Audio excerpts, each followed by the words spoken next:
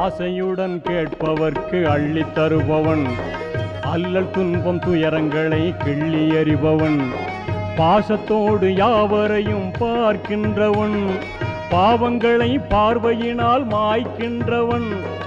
அல்லல் படும் மாந்தர்களே அயராதீர்கள், அல்லாவின் பேரருளை நம்பி நில்லுங்கள்.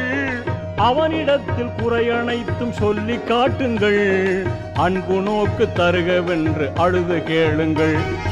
இறைவனிடம் கையேந்துங்கள், அவன் இல்லை என்று சொல்லுவதில்லை.